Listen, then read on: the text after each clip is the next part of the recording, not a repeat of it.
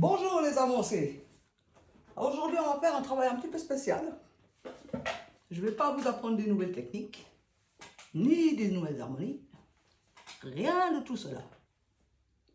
Je vais partir, parce que je sais que dans les avancées, il y en a quand même une bonne série qui font des morceaux, comme je dis, vraiment des morceaux de piano complet. Que ce soit un morceau de gospel, que ce soit un morceau de classique, que ce soit un morceau de n'importe quoi. Je sais que vous êtes nombreux quand même à jouer des morceaux complets. Alors, moi j'ai pris un morceau complet que je pense qu'il y en a bien quelques-uns qui l'ont déjà fait. Donc vous devez le connaître. J'ai pris un morceau de classique. Parce qu'avec vous, aujourd'hui, je vais travailler l'interprétation. Voilà. Pourquoi? Je vais travailler l'interprétation parce que je réalise qu'en fait, nombre d'entre vous, si ce n'est la majorité, une fois que vous avez déchiffré un morceau, eh ben, vous considérez qu'il est fait. Et ça y est, j'ai déchiffré, c'est bon, j'ai réussi, c'est gagné, dans la poche. Vidéo, on envoie, ou alors en concert, c'est bon, go. Eh ben non les gars et mesdemoiselles. Quand on a fini de déchiffrer un morceau, puis qu'on est capable, comme là j'ai pris le prélude numéro 1 de Bach, en Do majeur, c'est dur. Une fois qu'on a déchiffré toute la mélodie, je vais m'exercer, je vais vous faire que les quelques premières lignes pendant que je cause, pour vous montrer des exemples. Une fois que vous avez déchiffré comme ça,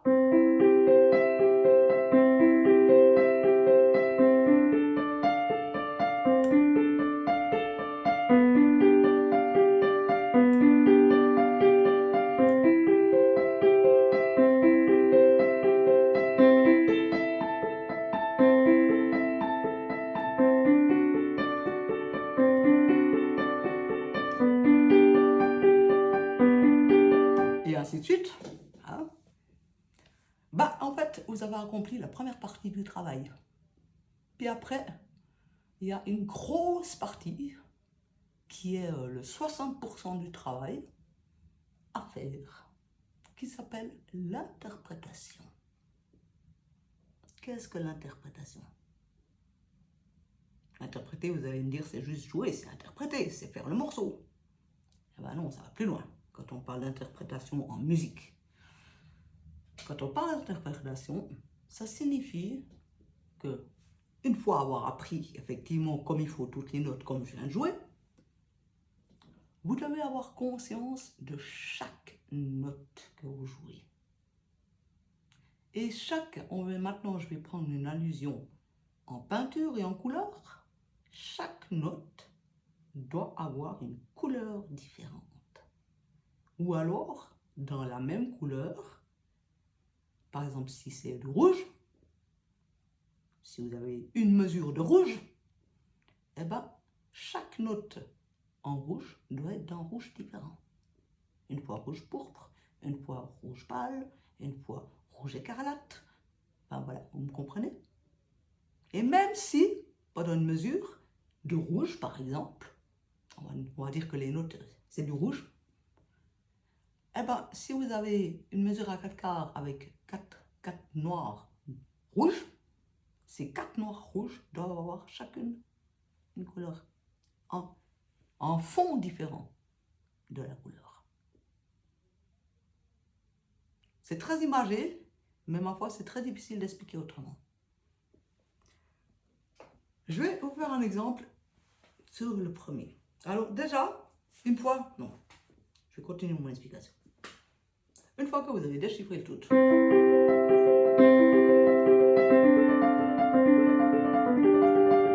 hein, vous écoutez ce que vous jouez et vous essayez de discerner, mais avec votre sensation, avec votre ressentiment, vraiment avec le ressenti, les phrases musicales qui composent votre morceau. Et où, dans la phrase musicale, qui compose votre morceau? Ou est-ce que vous pensez qu'il faut le souligner ou au contraire l'alléger? Ou la laisser neutre? Ou l'alléger et après la soutenir, la phrase. Parce qu'il y a des phrases, c'est comme quand on parle, hein. Je peux commencer une phrase comme ça, puis la terminer comme ça. Ou je peux commencer comme ça, et puis la terminer. Je t'aime, mon amour. Vous voyez? Ben, dans la musique, c'est pareil. On a des phrases comme ça, qui varient. Ben, comme quand on parle, ça varie. On varie. Là, je varie sans arrêt dans mes phrases. Eh ben, la musique, c'est pareil. Les phrases musicales, c'est pareil. Et aussi, pour tous ceux qui jouent du classique, notamment du Bach, parce qu'il y a souvent ça en Bach, et puis aussi après tous les autres, c'est la même chose, ça se passe pareil. Quand on a deux phrases qui se répètent la même chose, comme par exemple dans le petit prélude là,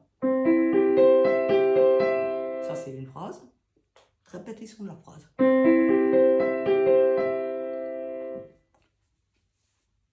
On a l'habitude de faire la première phrase mezzo forte, normal, et la deuxième phrase, la deuxième qui est la même phrase, on dit qu'on l'a fait en écho, donc on la fait plus doucement. Je vais faire maintenant les deux suivis, avec la première normale où je présente la phrase, et la deuxième c'est l'écho. Je présente la phrase. Écho. Présentation. Écho. Présentation. Écho. Présentation. Écho. Présentation. Écho. Il y a déjà ce principe-là que vous devez savoir. Ensuite, dans des morceaux comme ça, comme là, par exemple, je vais parler dans les morceaux à la Jean-Sébastien Bach. Il y a des moments dits de tension et des moments de résolution. Qu'est-ce que c'est qu'une tension dans la musique? Alors, je vais continuer ma phrase à la deuxième ligne. Là, on est en harmonie, on n'est pas en tension du tout. Et voilà, ça c'est une tension. Da, da, da, da, da. Parce qu'on a passé de...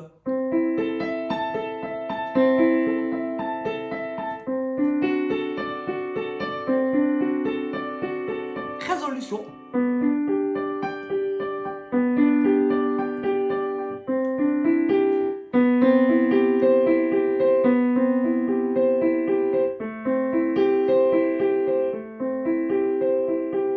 De nouveau une tension là. Résolution. Tension. Quand il y a une tension, là la tension elle est entre. Ça c'est la première tension. Et puis en réponse, ma phrase, elle fait ça. Le do dièse, c'est aussi une tension. Et nous devons, alors là, on le fait plus fort, la tension.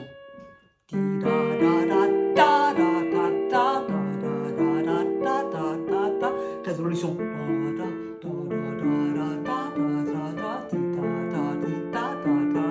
Retention, petite tension.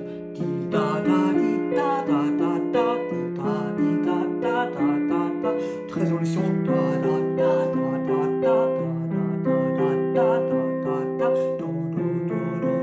Là, c'est une variation pour passer à la phrase suivante.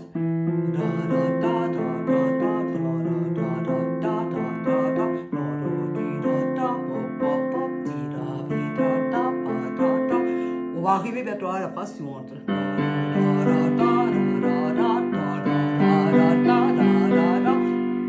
Et voilà, on arrive sur la suite de notre histoire. Une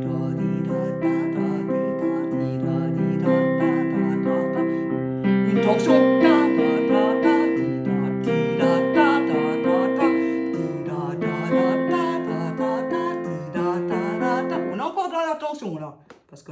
façon de ça. Di da da da da da. Di da da da da da. Di da. Vous entendez? Ça c'est encore de la tension. Di da da da da da. Di da da da da da da da. Di da da da da da. On reste sur les tensions visiblement là, puisqu'on continue avec tension. Da da da da da da da. Di da da da da da.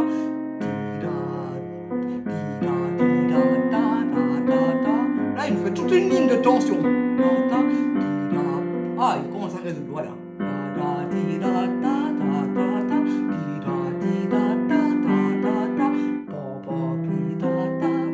C'est résolu. Maintenant, on va à la suite.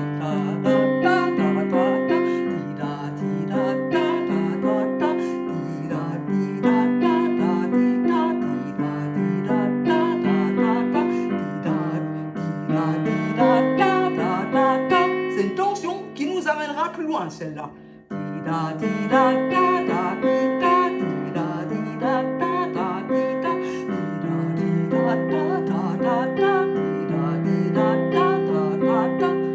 Voilà.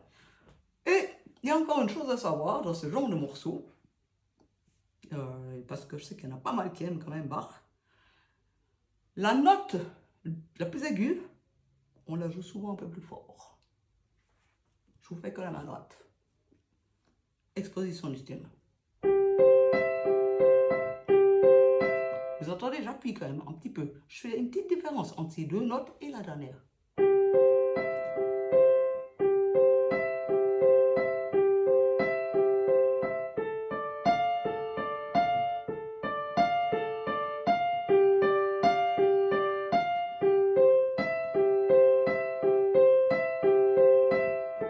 Puis là, alors là, quand c'est un grand écarté comme ça, justement, on souligne bien la note aiguë.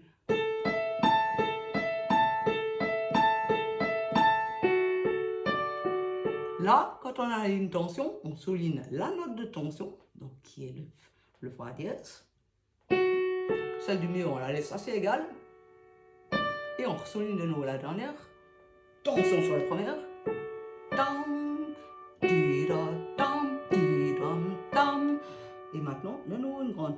Di da, tam, di da, da. Lumineux, ça, justement. Alors, du coup, on souligne. Da, da, da, di da, da. Là, on revient un petit peu à la norme. Mais on garde quand même l'idée de souligner. Toujours, toujours, toujours.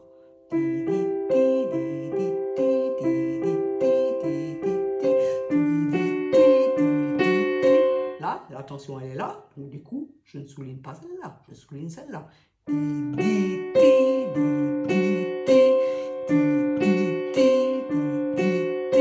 Résolution égale. Juste la dernière, on garde bien souligné quand même un petit peu. Tension. Alors, on marque la première quand même.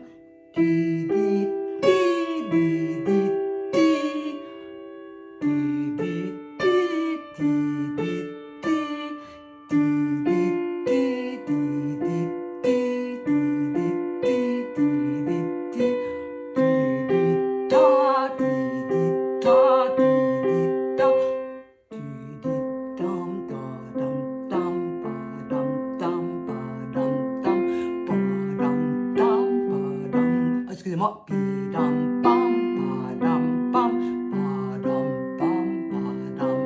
Tension.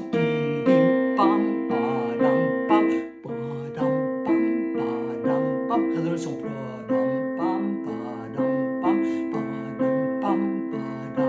Tension.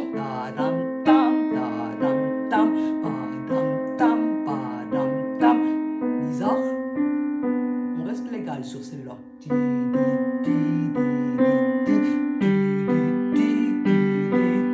Puis là, comme on descend, on souligne à chaque fois la note qui descend. En plus de celle-là.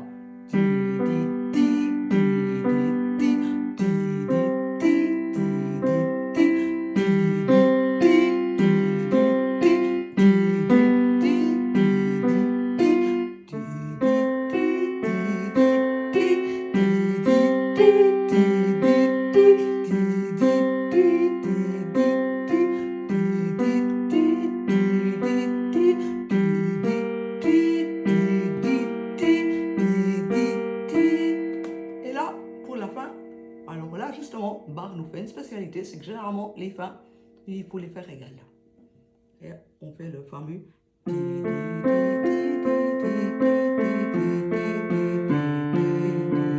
Après.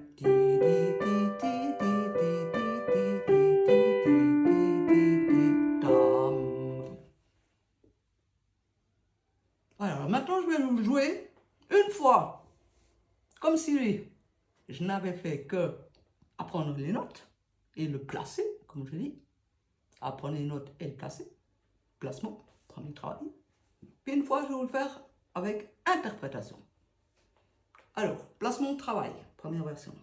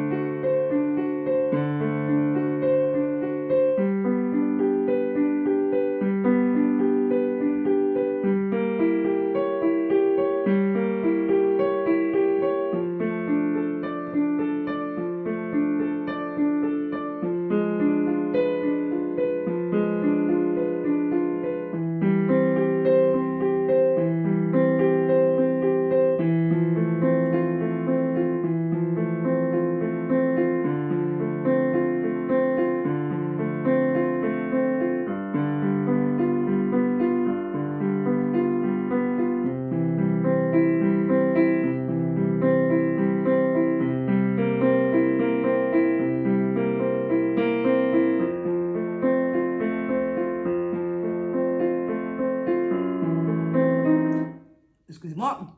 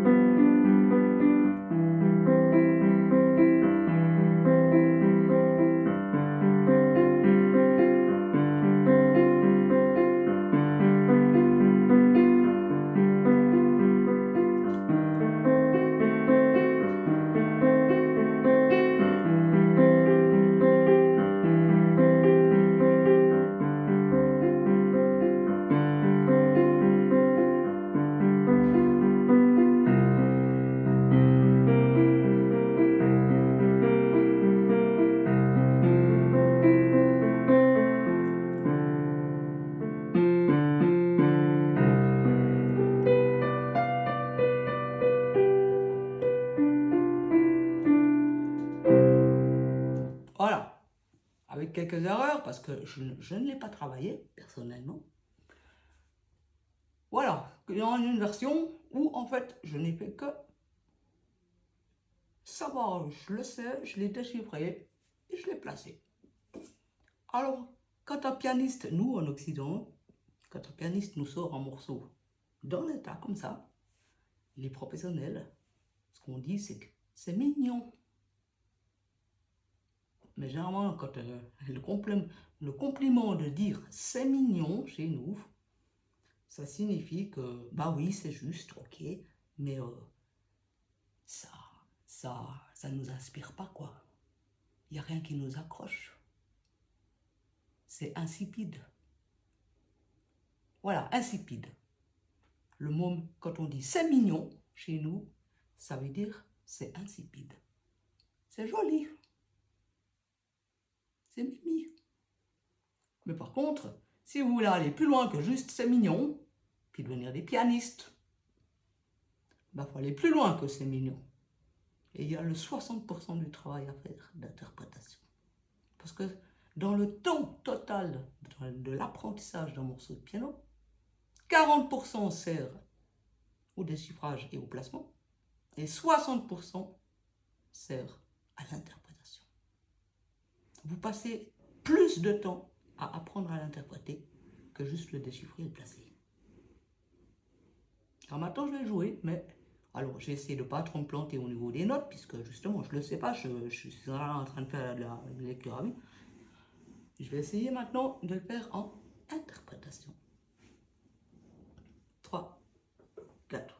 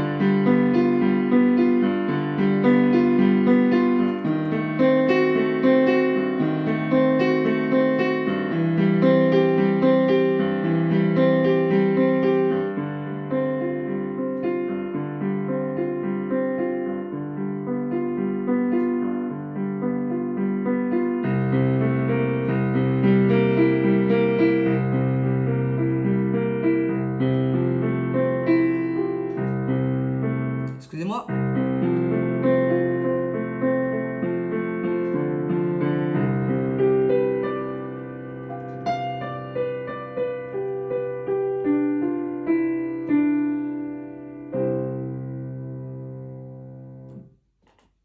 Voilà.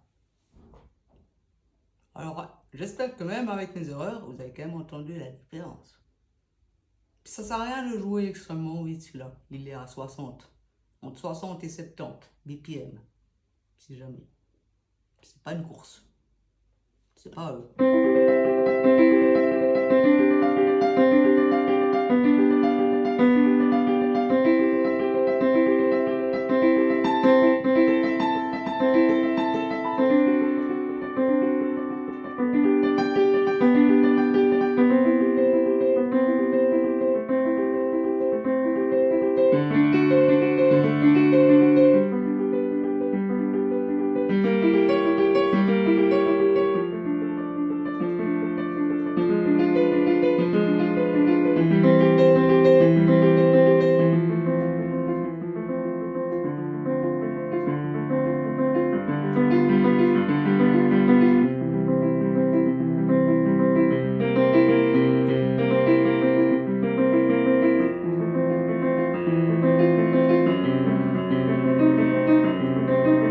Hein? C'est pas la course. Vous avez le temps de vous poser. Ça, c'est une vitesse standard, bonne.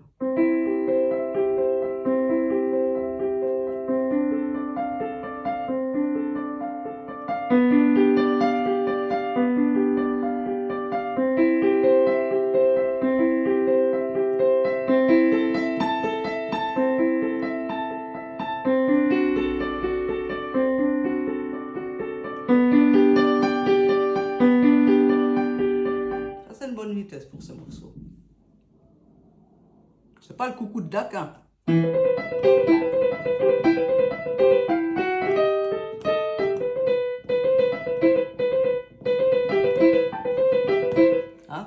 des trucs tout rapides.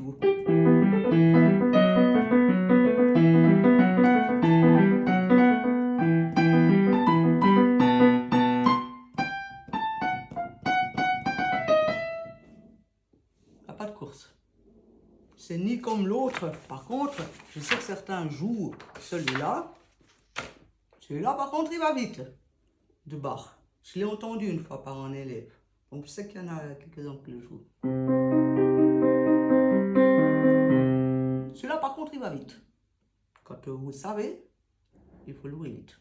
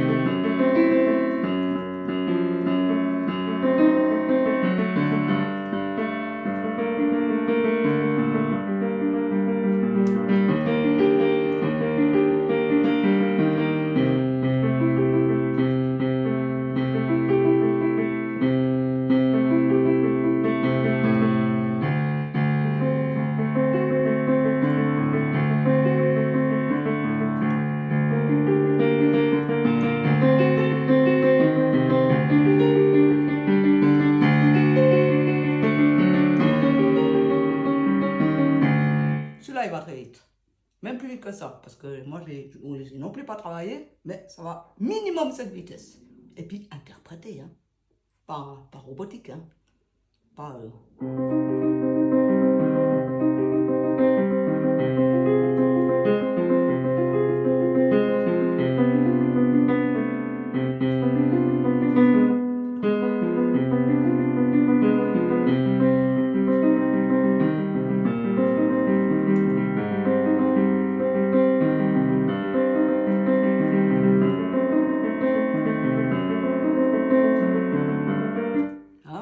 Vraiment avec justement les nuances, les montes, les soufflets, les crescendo, décrescendo.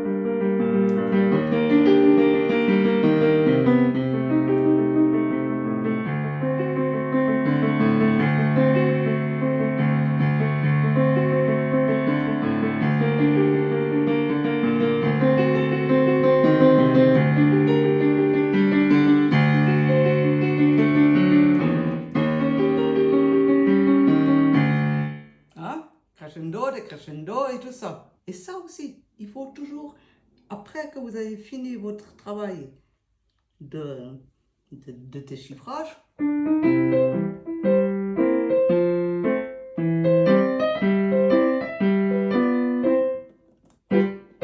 vous devez savoir comment atténuer ou accentuer les choses. Et ça vous devez sentir.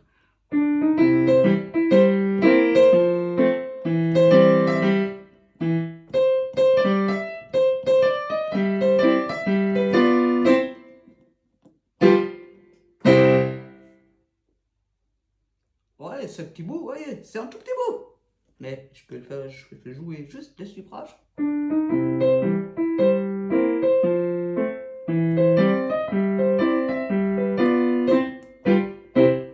Je peux jouer en interprétant.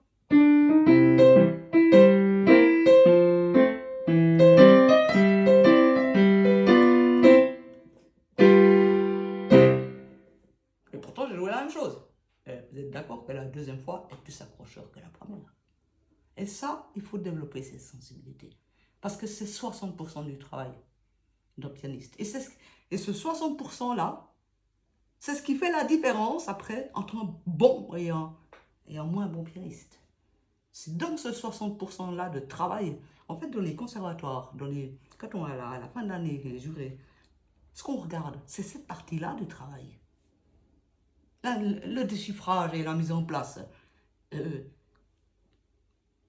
Logiquement, celui qui passe l'examen, il l'a.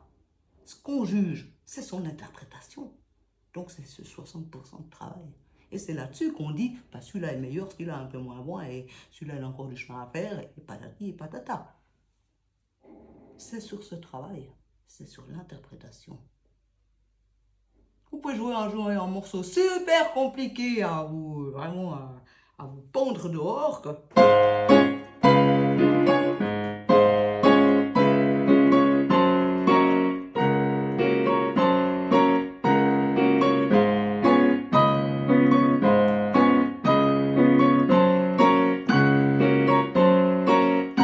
Si vous ne travaillez pas l'interprétation, ça sera nul. Voilà. Alors, je vous incite à interpréter. Et pour interpréter, vous pouvez par exemple commencer par des petites mélodies. Genre...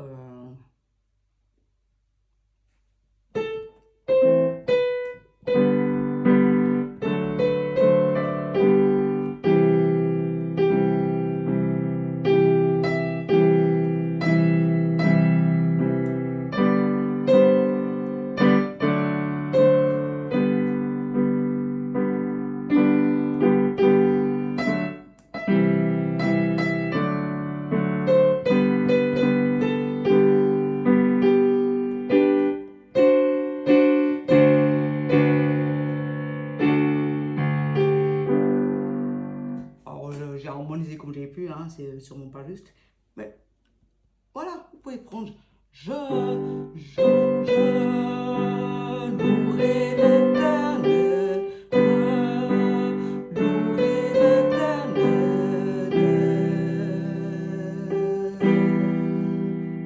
Qu'est-ce qui est plus joli? De tout mon cœur.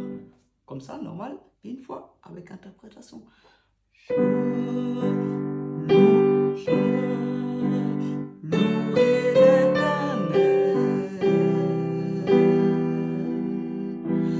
de tout mon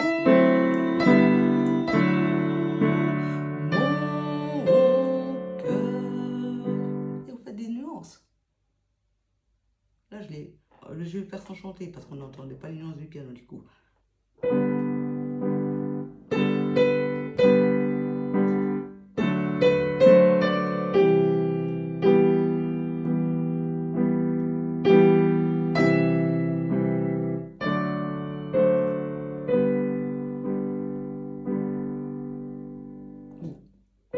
Ou sans interprétation.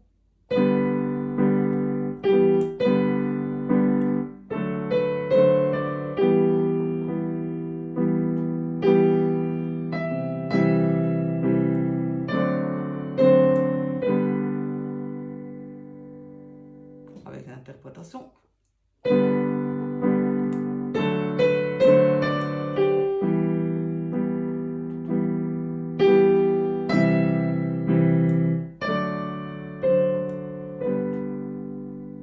Vous entendez, chaque note est différente. Et c'est ça l'interprétation. Et ça, il faut vous y mettre. Si vous voulez vous considérez pianiste, il faut vous y mettre. Sinon, vous êtes comment on dit, des synthétiseuristes. Dans le sens que le synthétiseur, il n'a pas de possibilité, justement, il n'est pas tempéré. Et comme les dehors, il a un seul volume. Et vous jouez comme quelqu'un qui joue du synthé. Mais vous ne serez pas des pianistes. Parce que le pianiste, justement, il interprète. On n'est pas comme des organistes. Les organistes interprètent grâce à leurs registres qui peuvent changer de son. Mais nous, on interprète avec nos doigts. C'est pas par les changements de son qu'on interprète. C'est avec nos doigts et nos tripes. Voilà. C'était le cours d'aujourd'hui. Particulier, mais tellement important. Et qui fera la différence entre un pianiste et puis un joueur de clavier. Vous voyez? Parce qu'un joueur de clavier, il fera pendant 10 ans.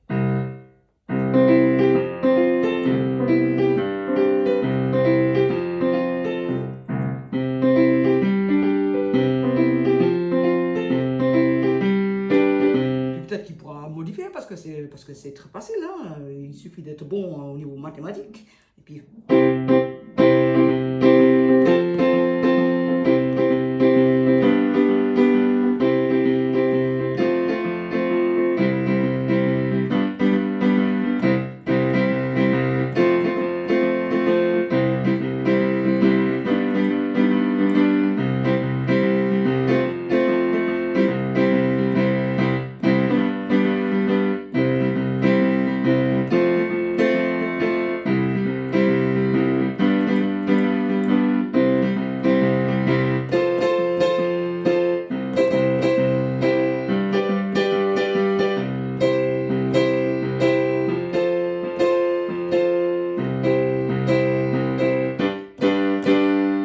Voilà. Puis s'il est un petit peu doué et habile avec ses doigts, il va être capable de pouvoir faire...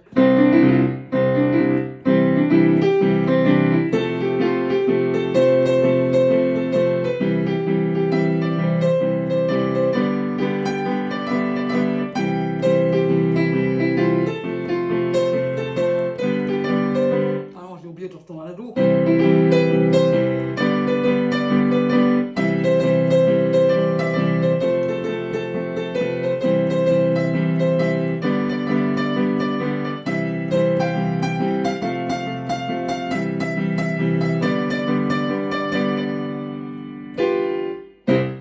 Voilà, et voilà. Un claviériste, il va faire ça. Et puis peut-être qu'il s'améliorera dans cette façon-là, mais c'est toujours pas un pianiste. C'est un gars qui presse les touches au bon moment, avec une bonne oreille. Ça sera toujours pas un pianiste. Un pianiste, il interprète. Parce que ça, c'est trop facile, ça. C'est de la mécanique. J'ai pris votre fameux 1, 4, 1, 5. Hein.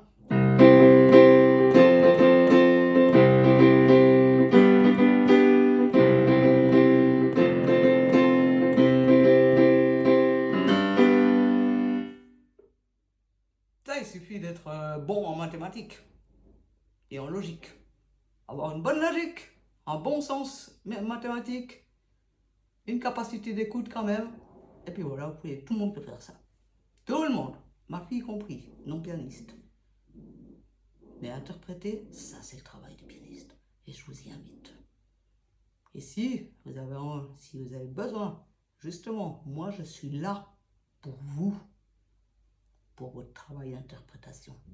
Parce que je sais que c'est quelque chose qu'on vous enseigne pas, alors que c'est l'essentiel. Et moi, je suis prête à vous l'enseigner.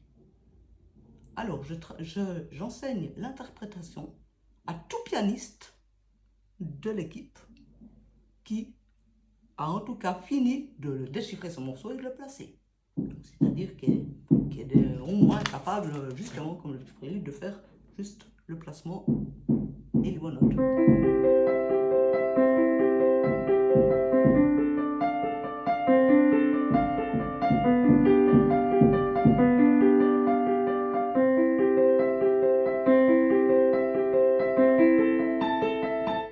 Voilà, un pianiste qui en est là, donc c'est-à-dire qu'il a réussi à placer et il a déchiffré, il peut venir vers moi pour travailler l'interprétation. Allez, j'espère que ça va vous faire réfléchir, puis sachez qu'on peut interpréter tout, y compris quand on est simplement sur 3 accords. Désolé, je continue.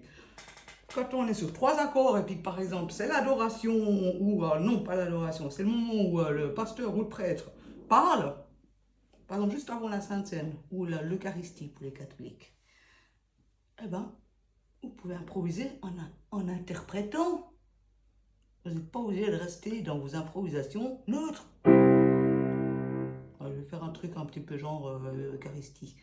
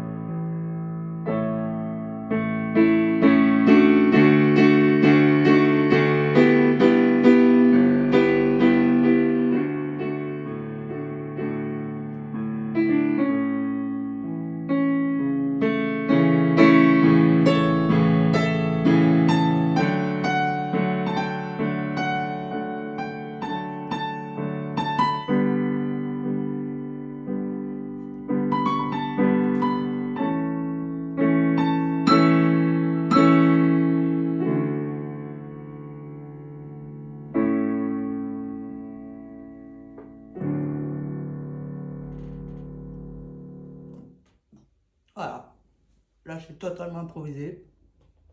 Et j'ai essayé de justement de varier les nuances et tout ça. Et que si vous jouez comme ça pendant la Sainte Seine, l'Eucharistie, ou pendant que le pasteur je parle, je vous assure, les poils des gens vont se lever tout seuls. Quand on a les poils qui se lèvent sur les bras en écoutant de la musique, vous savez comment on appelle ça? Ça s'appelle un orgasme musical. Voilà. Et interpréter en bon, quelqu'un qui a bien reçu son interprétation, il crée des orgasmes musicaux chez ses auditeurs. C'est-à-dire que les auditeurs ont les poils qui se dressent. Et même vous-même. Moi, je me surprends moi-même à me faire moi-même dresser mes propres poils quand je joue. Vous verrez, c'est très rigolo, c'est très surprenant. Ben, quand vous arrivez à ce stade, sachez que vous avez capté l'interprétation. Hein. Voilà, voilà. Alors, comme je l'ai dit tout à l'heure, tous ceux qui ont déchiffré et placé leur morceau, ils peuvent venir vers moi pour pouvoir l'interpréter.